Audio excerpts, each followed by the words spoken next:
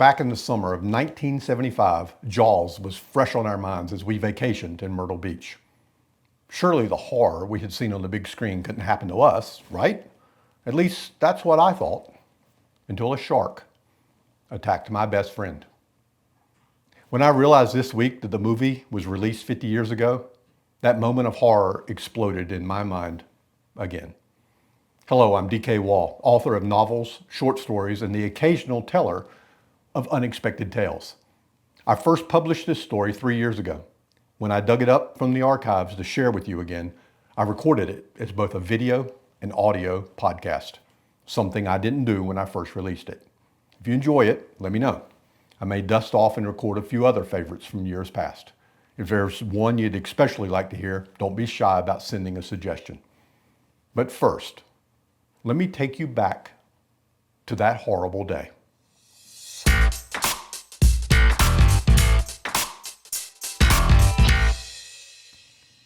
I was 11 years old when a shark attacked my best friend. His screams of agony still echo in my memories. Jimmy was 13, 2 years my senior, bigger, stronger, and afraid of nothing. We had wrecked bicycles, wiped out on skateboards, fallen from trees, and hurt ourselves in just about every way imaginable. Yet I had never heard him scream like he did that day. All I need to do is close my eyes and that sound fills my head even after all these years. Worse, though, was the quiet that followed. Water lapped as the waves rolled my raft. Seagulls cawed in the air. The distant sound of people playing on the shore carried from so far away. I waited alone in that ocean for the predator's return. It was the summer of 1975. For boys growing up in Gastonia, a mill town in the central part of North Carolina, the ocean meant Myrtle Beach. Giant arcades filled with pinball machines, skee ball, flashing lights, and loud music beckoned us inside to spend our change. A plethora of putt-putt courses with fire-breathing dragons and wicked obstacles challenged us. After sunset, the pavilion in the center of the strip came alive with amusement rides and throngs of teenagers. And of course, the wide, sandy beaches and endless ocean invited us to enjoy the surf. One morning, tired of diving into the waves and swimming in the shallows, we wandered into one of the countless shops selling cheap t-shirts, trinkets, and other tacky treasures. After surveying our entertainment options, we pooled our money and bought an inflatable raft. It wasn't the cool surfboard we'd seen in movies, but it was as close as we could get. And yes, it was fun. Our first attempts to ride the waves ended poorly, flipping us over and dunking us underwater. When we finally mastered the basics, we tried more advanced, ridiculous, and dangerous stunts. Most ended badly, but we laughed ourselves silly. At some point, we paddled beyond the whitecaps and floated into the swells further from shore. We told jokes, made up stories, and mourned our ending summer. I was entering my last year of elementary school. He was starting junior high. It would be the first time we'd go to different schools. Soon enough, our conversation turned to the movies we loved: The Godfather, The Sting, The Exorcist, Deliverance, and one of our favorites, Billy Jack. We had cheered Tom Laughlin's karate moves from the balcony of the old Webb Theater. But that summer, one movie had taken over our imaginations: Jaws. A man-eating shark hunted its human prey with blood, gore, and the coolest ever theme song. Those simple notes might be the most recognizable music from any movie. You heard it everywhere that year. You still hear it today. And we hummed it on the raft that fateful day, though I don't remember which one of us started it. Dun, dun. We paused for dramatic effect. Sprawled on the raft, we searched the water for creatures but found only shadows. We pointed anyway, pretending something lurked. Dun dun. We laughed nervously, knowing it wasn't real, but wondering just the same as the music picked up pace. Dun dun dun dun dun dun dun dun. Then one of us would scream as if being bitten. We repeated that joke over and over, but it never failed to make us laugh. As soon as the giggles subsided, the music would start again. That day we were doing what boys do best, pretending to be brave while trying to scare the crap out of each other. Absorbed in our fun, we hadn't paid attention to how far we had drifted. As an adult, I recognize how dangerous the ocean currents can be, but the invincibility of youth blocked that from our minds. But while we weren't afraid of Mother Nature, we both feared the wrath of our mothers if we got caught doing something we shouldn't. We needed to get back to shore. Jimmy, the stronger swimmer, dove into the ocean, grabbed the tow rope, and pulled the raft toward land. I climbed on top, kicking and paddling. We were making good time and felt confident we wouldn't get caught. So the games resumed. I hummed the first two notes. Da-dun. He turned his head. That fearless grin spread across his tanned face. His eyes twinkled in the sunlight. He would not scare that easily. Da-dun. As I finished the second pair of notes, his eyes grew wide and lost their sparkle. His smile twisted into a grimace. He tilted his head back and screamed. A blood-curdling, agonizing, terrified, pain-filled scream. I wanted to believe we were still playing, but I knew that sound wasn't a joke. Nothing about it carried any humor. It chilled me to the bone. Jimmy let go of the tow rope and flailed his hands against his chest. The water churned around him as he battled his attacker. The more he fought, the louder he yelled, "Get it off me, get it off." In his pain and fear, he did the only thing he could. He tried to outswim it. I don't blame him. If our roles had been reversed, if I had been the one in the water, I would have done the same. But in that moment, watching him swim away and leave me alone, horror filled my bones.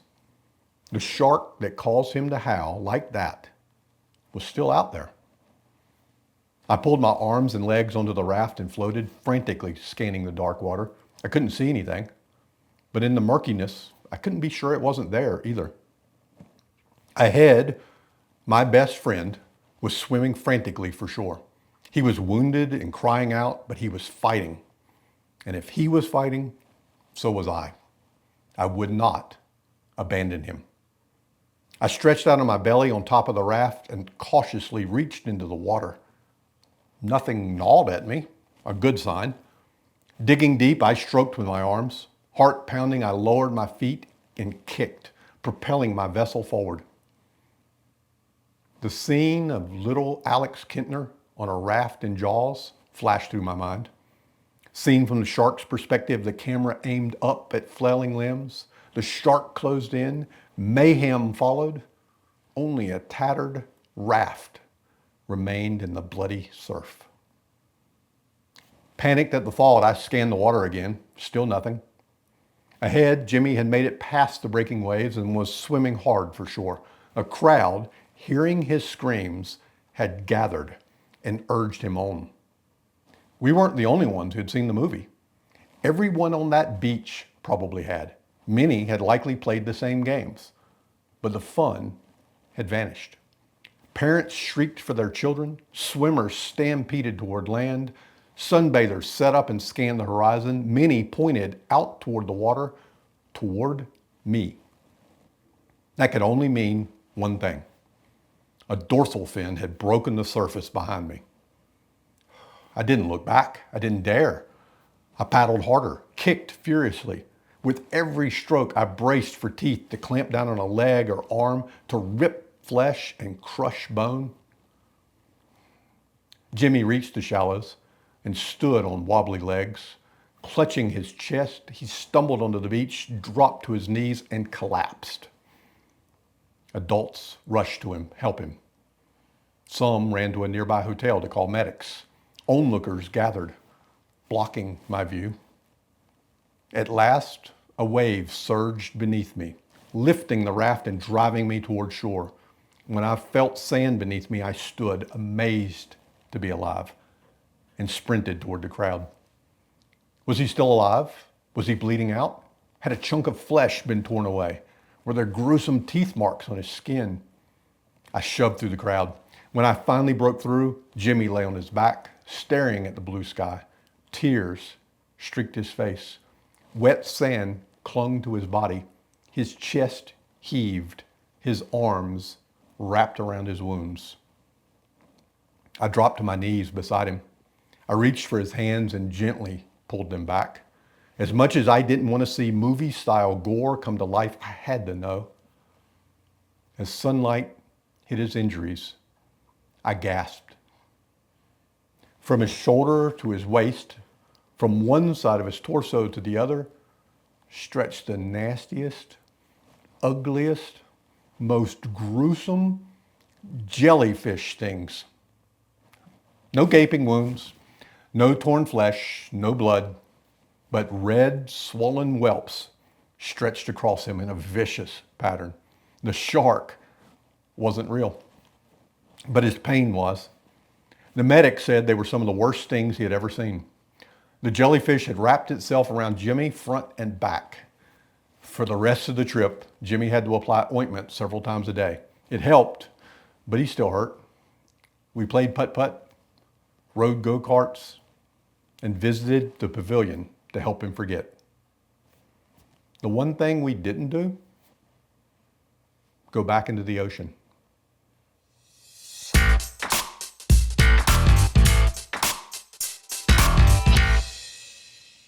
As I always tell you, my stories are 100% true, except for the parts I make up. Here, the story is more truth than fiction, at least as well as my memory of childhood holds up. Jimmy was my best friend for many years, but we drifted apart as we entered adulthood. We moved to different cities and pursued separate lives. I last saw him in our 20s.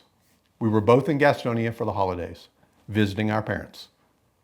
We stood in the old neighborhood and chatted for a long time before parting with a promise to get together again.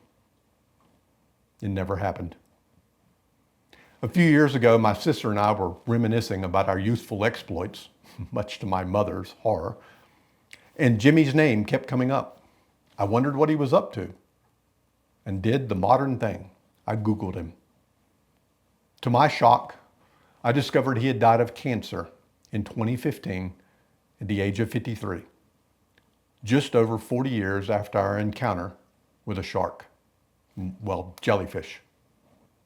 In my mind, he will always be a teenager, a couple of years older than me, with that happy-go-lucky smile and those mischievous blue eyes. In his quintessential Eddie Haskell ways, he'd charm all the adults with his sirs and ma'ams while dreaming up our next misadventure. A touch of bad boy, but with a heart of gold. I almost changed his name in this tale. Instead, I dedicate it to him. Godspeed, Jimmy.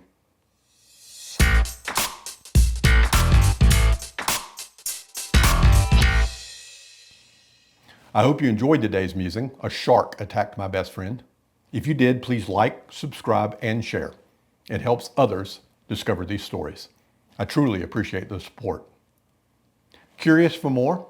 Visit my website at dkwall.com to explore my novels. You can read the opening chapters for free. While there, browse my collection of musings, some thoughtful, some humorous. I can't promise they are all as truthful as this one. I do, after all, tell stories for a living. And now I'd love to hear from you.